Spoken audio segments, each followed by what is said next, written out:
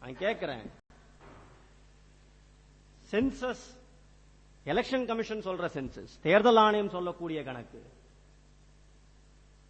இந்த முறை 15 கோடி புது வாக்காளர்கள் வாக்களிக்கிறார்கள், 18 and above. இந்த 15 கோடி பேருக்கும் ஆணோ பெண்ணோ அவர்களுடைய பாலியல் சுதந்திரத்தை தேர்ந்தெடுக்கக்கூடிய ஒரு வாய்ப்பு அவர்களுக்கு இருக்கிறது.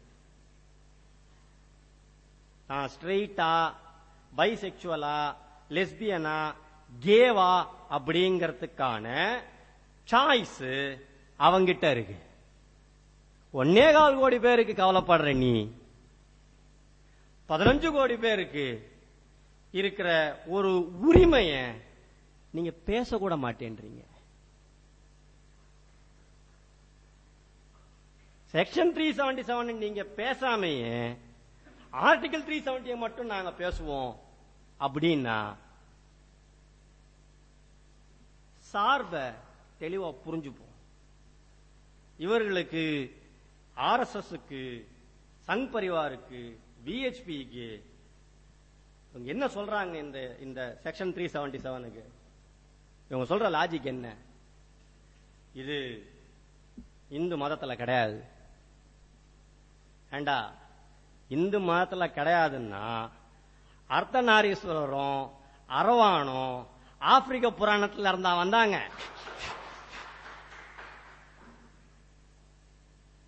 ஏங்க, இங்க ஏதாவது ஒரு லாஜிக்ல பேசணும். எல்லா லாஜிக்லயும் இவங்களால பதில் சொல்ல முடியலன்னா அப்ப ரொம்ப கிளியரா, ரொம்ப கிளவரா இவங்க முன் வைக்கிற பார்வை ரொம்ப சிம்பிள். அதுலயே இன்னொரு தேர்தல் அறிக்கையிலேயே இன்னொரு ஒரு விஷயம் வருது. பசுவதை தடுப்பு சட்டம்.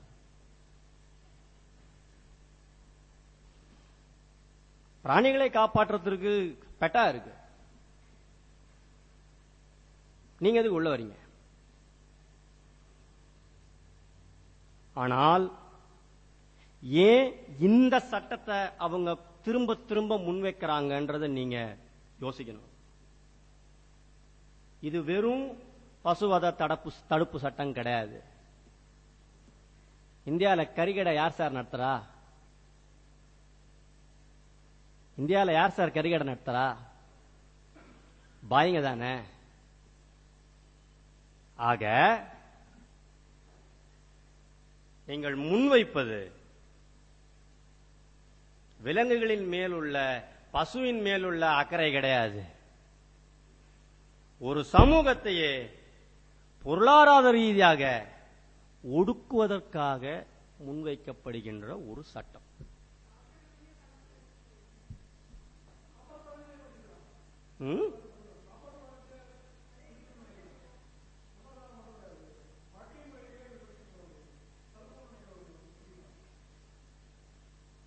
இங்க பிரச்சனை, இவங்க முன்வைக்கிற எல்லாத்துக்கும் ரொம்ப ஆழமான, ரொம்ப தெளிவான ஒரு பேக்ரவுண்ட் அஜெண்டா இருக்கு. அது ஹிடன்லாம் கிடையாது. கொஞ்சம் யோசிச்சு பார்த்தா ஸ்ட்ரைட் ஃபார்வர்டா தெரியும் இவங்க யார நிராகரிக்கணும்னு நினைக்கிறாங்க. அடுத்து காமன் சிவில் கோட். நியாயம்தானே, இந்தியர்களாக இருக்கக்கூடிய எல்லோரும் ஒரே விதமான சிவில் சட்டத்தை பின்பற்ற வேண்டும் சொல்றது நியாயம்தானே.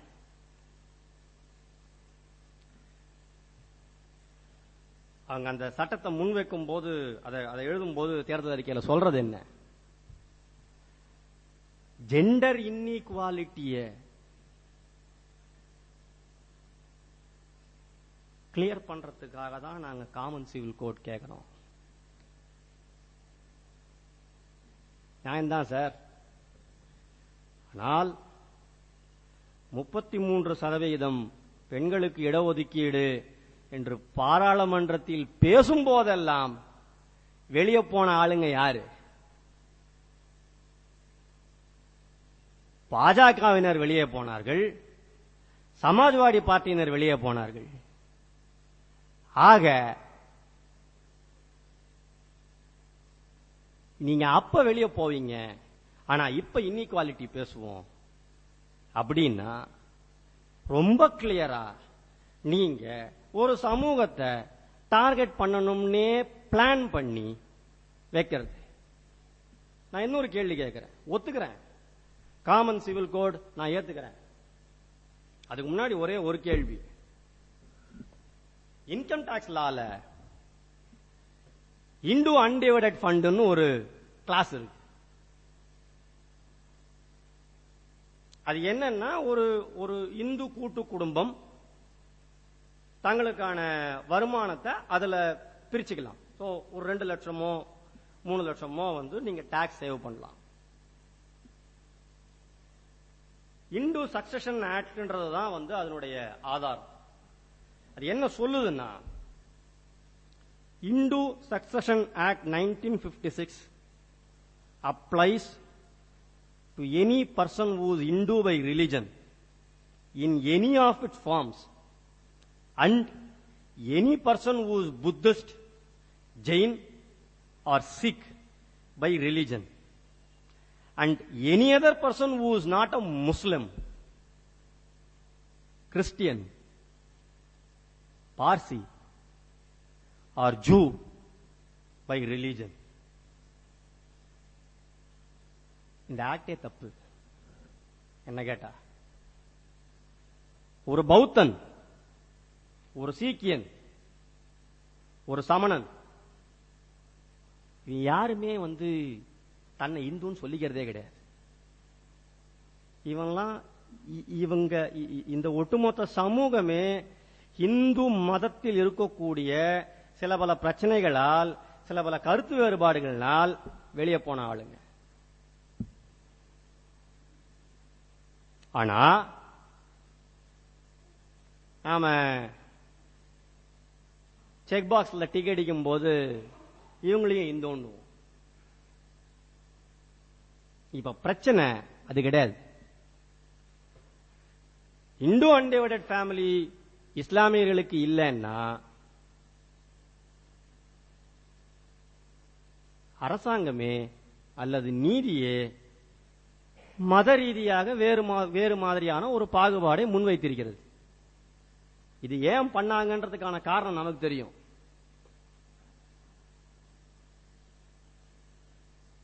உங்களுக்கு தைரியம் இருந்தா, இது பாஜகவினருக்கு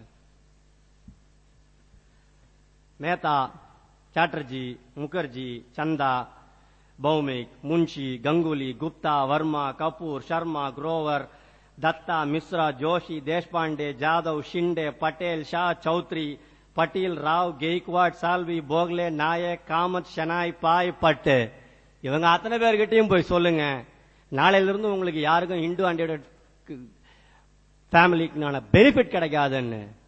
இந்தியாவில் ஒருத்தம் ஓட்டு போட மாட்டான் உங்களுக்கு. மேற்கிலையும் வடக்கிலையும் கிழக்கிலையும் ஒரு ஓட்டு விழாது.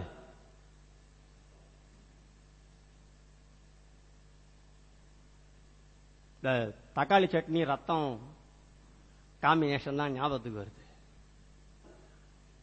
இவர்கள் முன்வைக்கின்ற எதற்குமே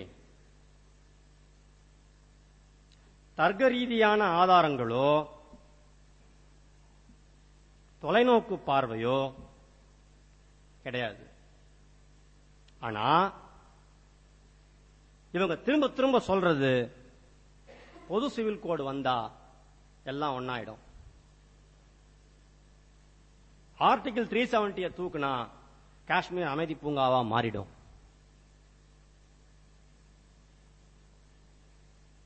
ரொம்ப சிம்பிளா யோசிப்போம். நீங்க 33% இடஒதுக்கீடு கேட்கும் போது ஆள் இல்ல, ஆனா நீங்க தான் பெண்களின் உரிமையை பத்தி முன்னாடி பேசுவாங்க.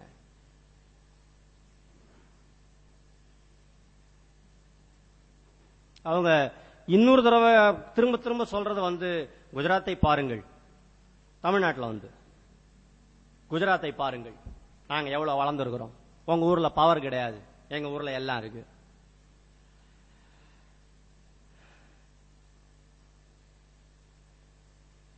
புள்ளி விவரங்களோடு ஆதாரங்களோடு இதை பலமுறை நிரூபித்தாகிவிட்டது. கடந்த 40 வருஷமா எல்லா சோசியல் பாராமீட்டர்லையும், எல்லா சமூக காரணிகளிலும், எல்லா வளர்ச்சி பாராமீட்டர்களிலும் நாங்க டாப் 5. வேணும்னா நீங்க தமிழ்நாட்டுக்கு வாங்க, நாங்க எப்படி முன்னேறி இருக்கிறோம்னு பாருங்க, வேணும்னா கத்துக்கிட்டு போங்க. திரும்ப திரும்ப குஜராத் முன்னேறி இருக்கிறது, குஜராத் வளர்ச்சி அடைந்து விட்டது, குஜராத்ல எல்லாம் இருக்குன்னு சொல்லாதீங்க.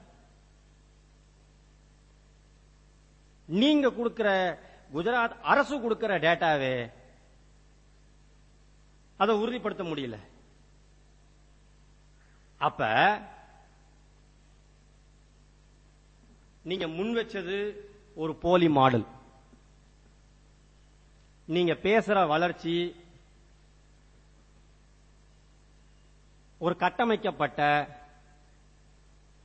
பிம்பங்களால் உருவாக்கப்பட்ட ஒரு வளர்ச்சி. ஆனா இத ஊடகங்களின் மூலமாகவும் மாணவர்களின் மூலமாகவும் ஒரு ஒடுக்குமுறையை பயன்படுத்தி நீங்க முன்னாடி வைக்கிறீங்க.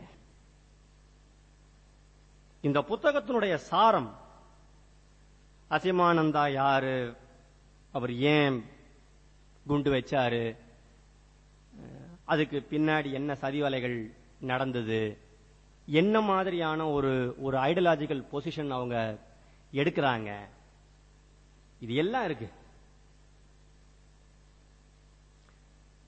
இந்த புத்தகத்தினுடைய முக்கியமான பாயிண்ட், இதையெல்லாம் அவங்க நம்புறாங்க.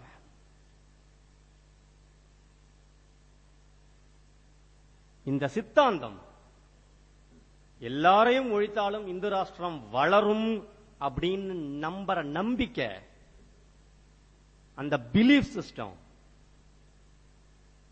அதுதான் டேஞ்சர்.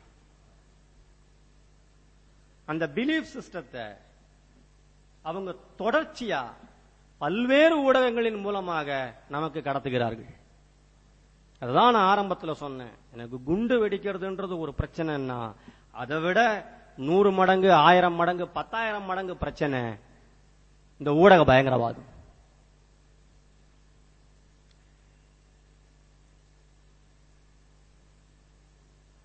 இந்தியாவுடைய ஸ்டேக் ஹோல்டர் யாரு? அல்லது இந்தியாவுக்கு ஒரே ஒரு ஸ்டேக் ஹோல்டர் தான் இருக்காங்களா? அவர்களுடைய பார்வையில் ஒட்டுமொத்த இந்தியாவுக்கான, அகண்ட பாரதத்துக்கான ஒரே ஸ்டேக் ஹோல்டர் இந்துக்கள் மட்டும்தான். இது இந்துக்களை அவமானப்படுத்துகின்ற ஒரு செயல்.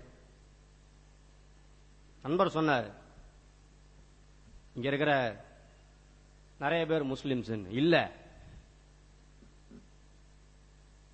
என்னுடைய பார்வைக்கு மிக குறைவான இஸ்லாமியர்களை நான் பார்க்கிறேன். இங்க இருக்கிறவங்க அத்தனை பேரும் அவங்க பாஷையில constitutionally Hindu, not practising Hindu. நாமெல்லாம் ஏதாவது ஃபார்ம் கொடுத்தா ஃபில்அப் பண்றதுக்கு மட்டும்தான் நாம ஹிந்து. ஆனா அவங்க தான் ஒரிஜினல் ஹிந்து. ISO 9000 வாங்கியிருப்பாங்கன்னு நினைக்கிறேன். இந்த பார்வையே மிக மோசமான, மிக கொடூரமான, மிக வன்மமான ஒரு பார்வை. நான் ஒரு மதத்துக்கு அத்தாரிட்டி, அந்த மதத்தை வழிபடுற மக்களுக்கு அத்தாரிட்டி. நான் சொல்றதை நீங்க கேட்டீங்கன்னா இந்த மதத்துக்கான பெருமையையும் இந்த மதத்துக்கான விஸ்தரிப்பையும் நம்மால் செய்ய முடியும்னு நம்புற, அதை தொடர்ச்சியா புகுத்த நினைக்கிற ஒரு பிலீஃப் சிஸ்டம்.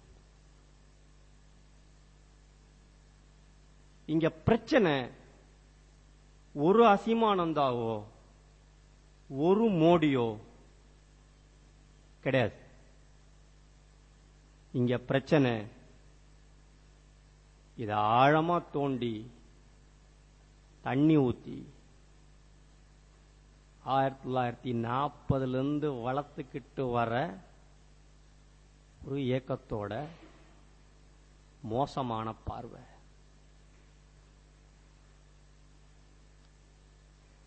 அவங்க நம்புறது. ஒரு வாதத்துக்கு ஒரு கேள்வியை கேட்கிறேன்.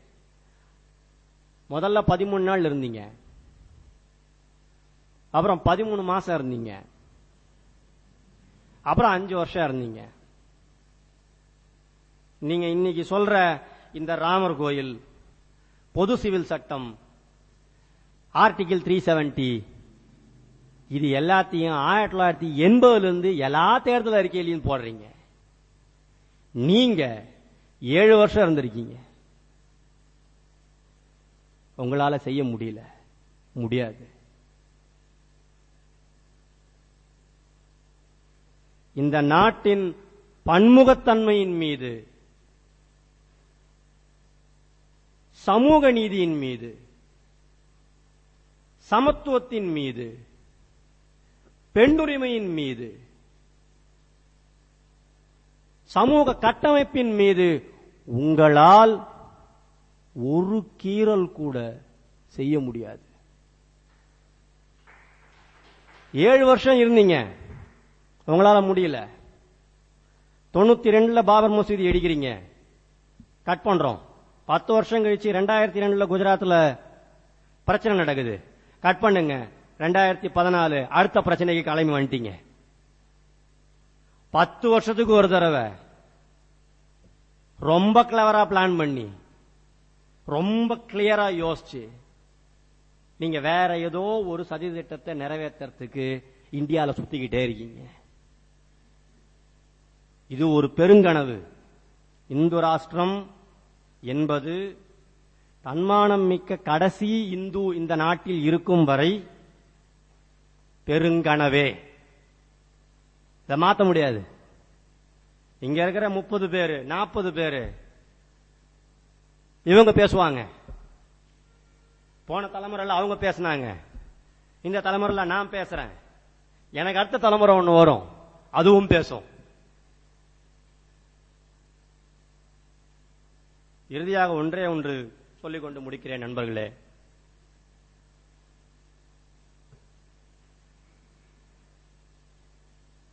ரொம்ப அழகா கேட்பரிஸ் பேக் பண்ணி தருவாங்க.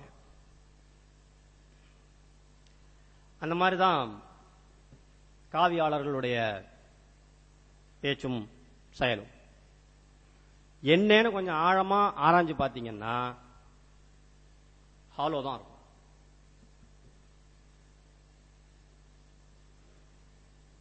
ராஜ்நாத் சிங் சொன்னாரே, ஒருவேளை நாங்கள் தவறு செய்திருந்தால் எங்களை மன்னித்து எங்களுக்கு ஒரு வாய்ப்பு தாருங்கள், இஸ்லாமிய சகோதரர்களை நாங்கள் கண்ணும் கருத்துமாக பார்த்துக் கொள்வோம். கெஞ்சினீங்கள, செயல்ல காமிச்சிங்களா? தமிழ்நாட்டு சரிவான தமிழ்நாட்டு நிலைமையோட எதுக்கு எடுக்கணும்? ஃபார்ம் ஃபில்அப் பண்ண தெரியாத ஆட்களோட என்ன பேசிருக்கு நமக்கு?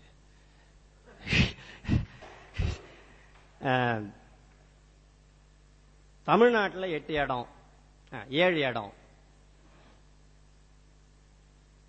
7 இடத்துல முஸ்லீம் கிடையாது. ஓகே, தமிழ்நாட்டில் 8% தான் இஸ்லாமியர்கள். 14% இருக்கிற உத்தரப்பிரதேசத்தில் உங்களால ஒரு இஸ்லாமியரை நியமிக்க முடியலையே. நீங்க சொல்றீங்களே இஸ்லாமியர்கள் என் சகோதரர்கள்னு, 2 தடவை ஆட்சிக்கு வந்தீங்களே குஜராத்ல, ஒரு நாமினேஷன் ஃபைல் பண்ண முடிஞ்சதா அவங்களால?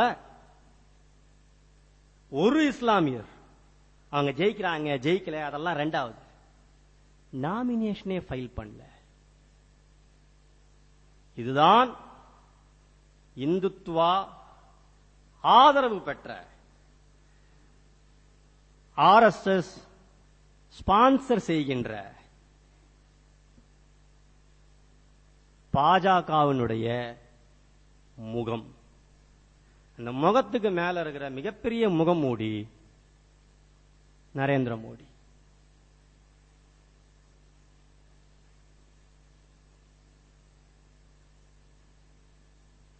நீங்க யாருக்கு வேணாலும் ஓட்டு போடுங்க. அது காங்கிரசுக்காக இருக்கலாம், இடதுசாரிகளுக்காக இருக்கலாம், ஆம் ஆத்மிக்காக இருக்கலாம், திமுகவிற்காக இருக்கலாம், யாருக்கு வேணாலும் ஓட்டு போடுங்க. தமிழ்நாட்டினுடைய சூழலை கொண்டு யாருக்கு ஓட்டு போடக்கூடாதுன்னு தான் என்னால சொல்ல முடியும். கேட்கலாம், இவ்வளவு பேசுறிய, நீ ஏன் சொல்ல வேண்டியதானே யாருக்கு ஓட்டு போடணும்னு? போலீஸ் ஸ்டேஷன்ல யாரெல்லாம் அக்யூஸ்டும் தான் போட்டோ இருக்கும், யார் யார் நல்லவங்கன்னு போட்டோ இருக்காது. நாம அக்யூஸ்டுங்க போட்டோங்களை தான் பார்க்க முடியும்.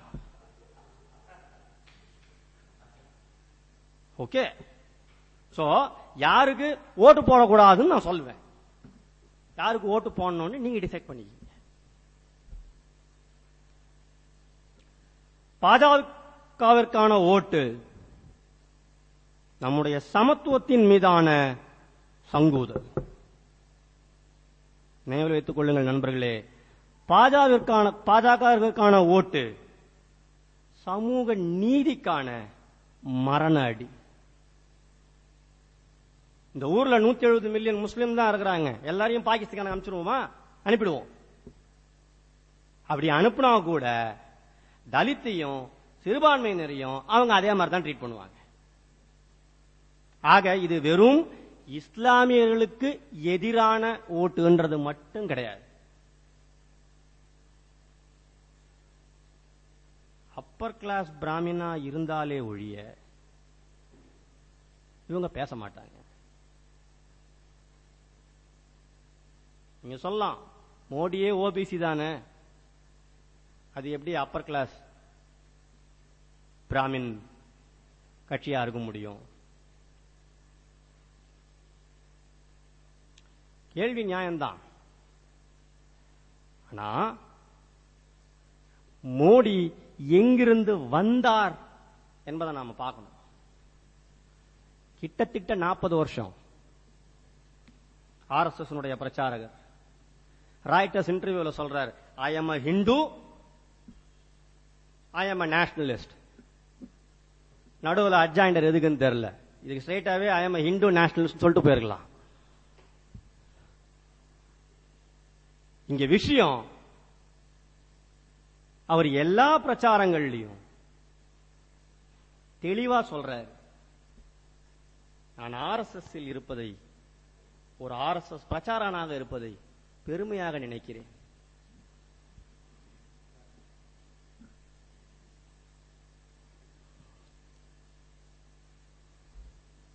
I owe it to RSS.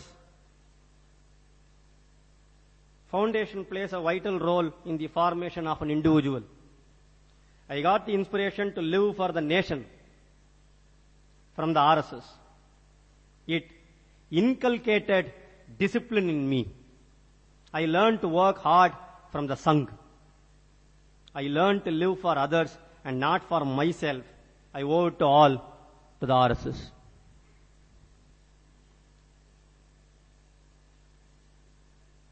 ரொம்ப சிம்பிளா ஒரு கேள்வி கேட்கிறேன்.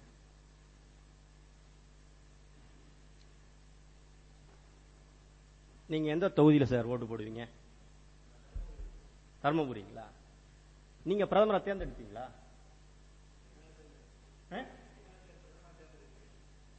ஏன்?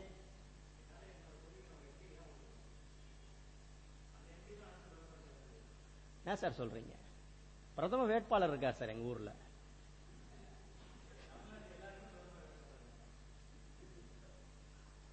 இங்க பிரச்சனை அது கிடையாது. அனௌன்ஸ் பண்ணிட்டாங்க பிரைம் மினிஸ்டீரியல் கேண்டிடேட் அப்படின்னு. அந்த மாதிரியான ஒரு primary driven system constitution of இந்தியால கிடையாது. சரி, அனௌன்ஸ் பண்ணிட்டீங்க. அமெரிக்கன் மாடலை பார்த்தான காப்பி அடிச்சு அனௌன்ஸ் பண்ணீங்க. இப்ப அமெரிக்கன் மாடல் மாதிரி ஓபன் டிபேட் வைக்கலாமா? நீங்க வருவீங்களா? இது இந்த மாத உயிர்மை. இதுல அரவிந்த் கெஜ்ரிவால் 15-16 கேள்வி கேட்டாரு. இஷ்ரத் ஜஹான் கேஸ ஹேண்டில் பண்ண லாயர் முகுல் சின்ஹா 14 கேள்வி கேட்டாரு. நான் 20 கேள்வி கேட்டிருக்கிறேன். மொத்தமா பார்த்தா 50 கேள்வி. அவர்தான் பிரதம வேட்பாளராச்ச. பிரைம் மினிஸ்டீரியல் கேண்டிடேட் பிரைமரின்னு நீங்க அமெரிக்கன் மாடலை பண்ணீங்கன்னா அமெரிக்கால 4 லேயர்ல டிபேட் இருக்கு. மக்களோட நின்று நீங்க கேள்விகளை சந்திக்கணும், டிவியில நீங்க நின்று கேள்விகளை சந்திக்கணும், ஏதாவது ஒரு பெரிய அரங்குல நீங்க 2 பேரும் உங்களுடைய பொருளாதார கொள்கைகள் என்னன்னு பேசணும்.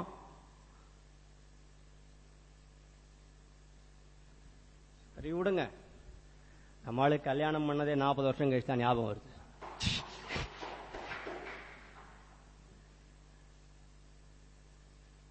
திரும்ப திரும்ப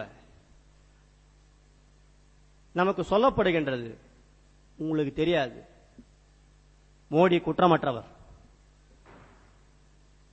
அவர் மேல எந்த கேஸும் இல்ல.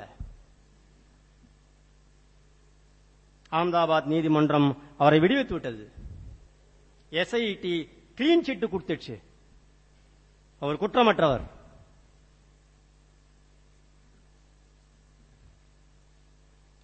இந்த புத்தகம் இதை எழுதினது ஒரு ex journalist. The fiction of fact finding Modi and Godhra by Manoj Mitta. SIT special investigation task force எங்கெங்கெல்லாம் கோட்டை விட்டாங்க, எந்தெந்த ஆதாரங்களை, எந்தெந்த எவிடன்ஸ்களை அவங்க கேள்வியை கேட்கல, எங்கெங்கெல்லாம் பைபாஸ் பண்ணாங்க, எல்லாம் இருக்கு. இத சொன்ன உடனே நமக்கு வரக்கூடிய முதல் அவதூறு, நீ ஒரு Congress agent. For your kind information, இதே மனோஜ் மித்தா தான் 8 வருஷத்துக்கு முன்னாடி 1984 சீக்கிய கலவரத்தை பத்தி இது மாதிரி இன்னொரு தாளானி சைஸ்ல ஒரு புக் போட்டிருக்க. ஆக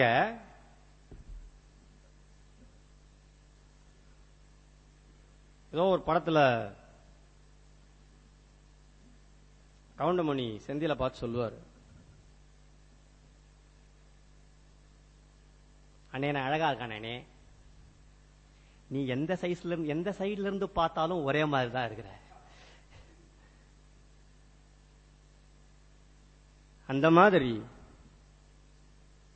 எந்த ஆங்கிள் இருந்து பார்த்தாலும், எந்த கோணத்தில் இருந்து பார்த்தாலும், என்ன பாராமீட்டர் வச்சு பார்த்தாலும்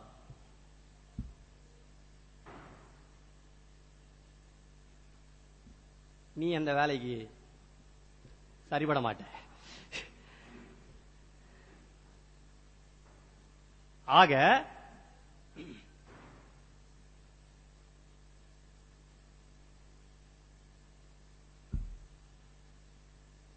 நம்முடைய இந்த புத்தகத்திற்கான,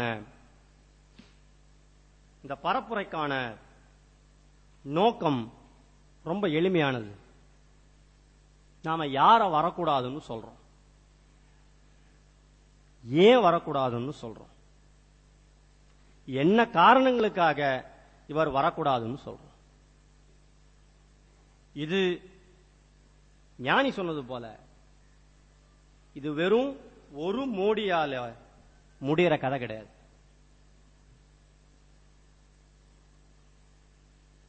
நீங்க எந்த அளவுக்கு அவங்களுக்கு இந்தியாவின் மீது, இந்திய மக்களின் மீது அக்கறை இருக்குன்னா,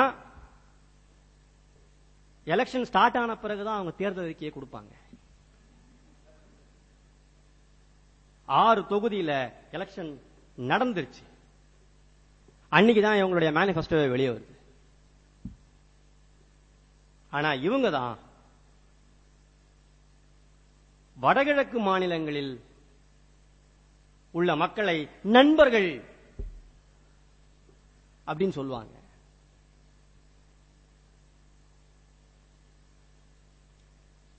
இறுதியாக ஒன்றை சொல்லிக் கொண்டு முடித்து விடுகிறேன் நண்பர்களே.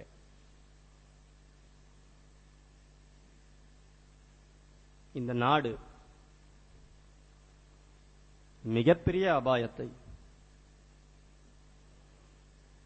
மிகப்பெரிய காவி பயங்கரவாதத்தை, அதன் பிரதிநிதிகளை தங்களுடைய தலைவர்களாக நம்பிக்கொண்டிருக்கிறது.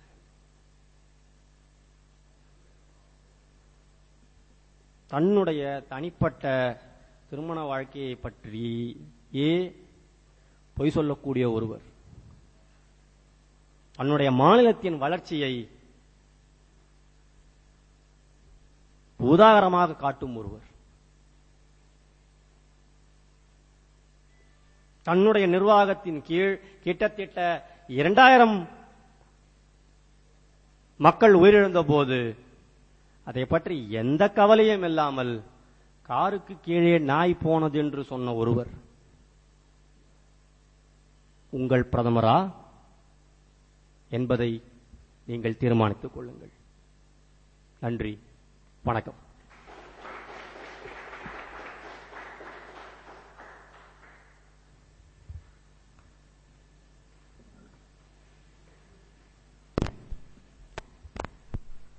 Any questions?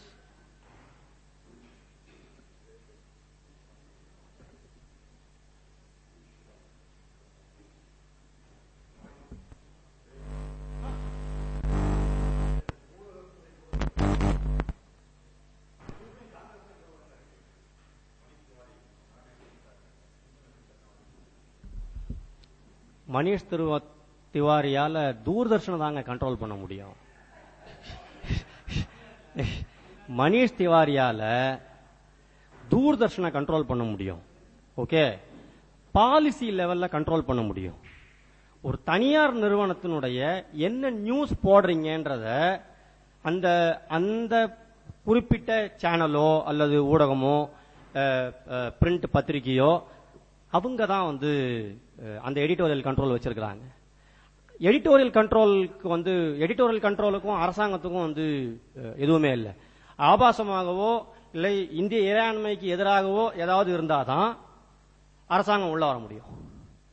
அது இல்லாம மோடி வாழ்கன்னு நான் நாள் முழுக்க சொல்லலாம், அதை அரசாங்கம் கேள்வி கேட்க முடியாது.